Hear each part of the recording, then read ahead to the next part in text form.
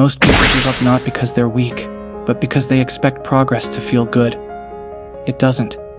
The truth is, progress feels like boredom, frustration, and doubt. If you can survive that stage, you'll reach a level most people never do. Here's how to become the one who doesn't quit when everyone else does. Chapter 1. The hidden reason you quit. You don't quit because you're lazy. You quit because your brain is built to avoid discomfort.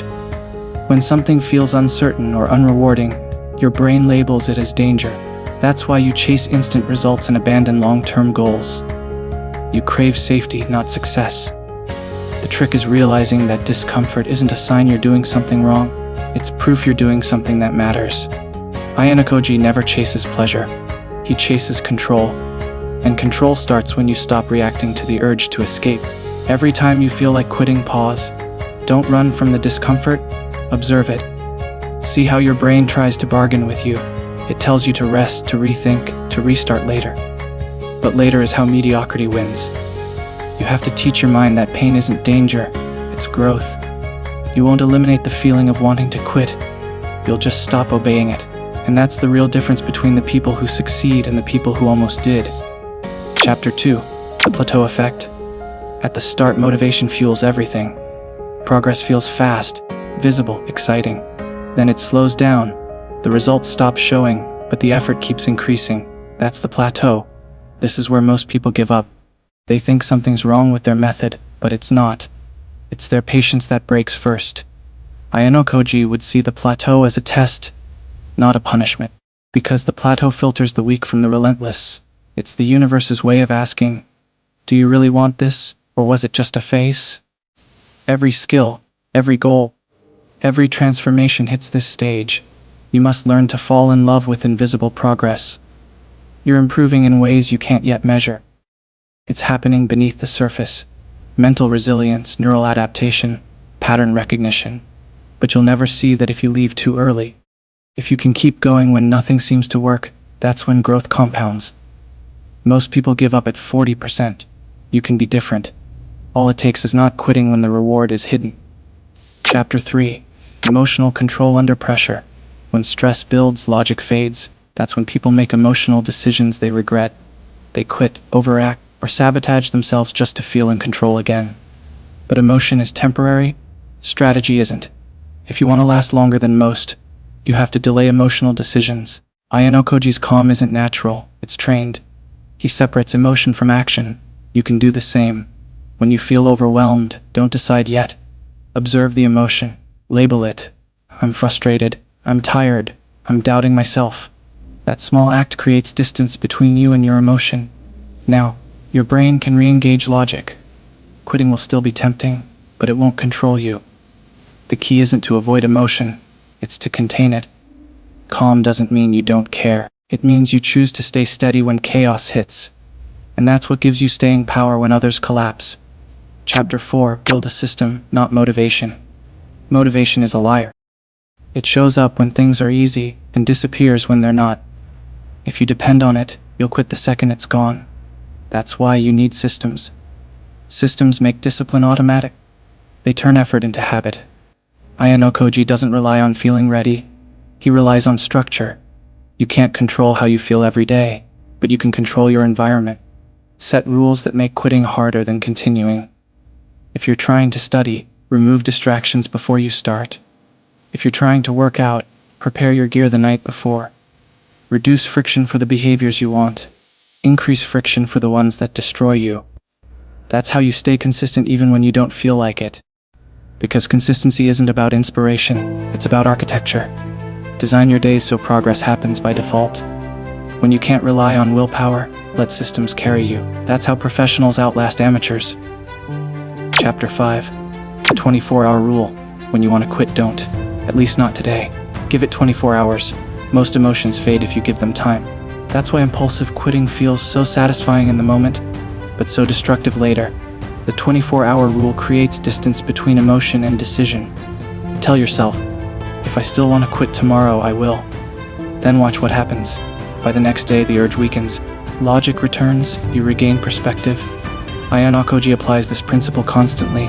He never reacts in the moment, he He lets time expose truth. You can do the same. You'll realize most quit moments are temporary storms. You don't need to avoid them. You just need to outlast them. This habit alone can extend your endurance to 10x, not because it removes pain, but because it removes impulsiveness. Chapter 6. Lower the scope, not the standard. When you hit a wall, you don't need to stop. You just need to shrink the target. Most people quit because they think slowing down equals failure. It doesn't. Ayanokoji would adapt, not abandon. If you can't do an hour of deep work, do 10 minutes. If you can't do 10 push-ups, do 1. Momentum is built through motion, not perfection. Quitting resets everything. Scaling down keeps the chain alive. This is how disciplined people survive burnout. They don't break the habit, they bend it. That flexibility is what separates consistency from collapse. You don't have to be perfect to be unstoppable. You just have to keep showing up, no matter the scale. Chapter 7. Mirror test. When you want to quit, ask yourself one question. Would the future version of me respect this decision? If the answer is no, you already know what to do. That version of you, the one you want to become, is watching. And every time you choose to endure, you feed that identity. Ayanokoji operates from future logic, not current emotion. He acts from who he wants to be, not how he feels right now. You can train that same mindset. Visualize your elite self standing beside you. Ask what they'd do in this exact moment. Then follow that. It's simple but powerful. The mirror test cuts through excuses fast. It forces you to align with your higher standard. That's how you stop quitting on yourself. By acting in line with who you're becoming, not who you've been. Chapter 8. Train boredom tolerance. One of the hardest skills to master is boredom. Because once the excitement fades, boredom becomes the true enemy. Most people quit not because it's too hard, but because it's too repetitive. Ayanokoji thrives in repetition. He uses it to sharpen patience. You can do the same. Start seeing boredom as training. It's not a sign of failure. It's a sign you're in the deep work zone. Every minute you stay focused through boredom builds mental armor. While others seek stimulation, you're stacking endurance. That's what makes you quietly unstoppable. Learn to sit with the dull moments without reaching for escape. Because if you can do that, there's nothing you can't outlast.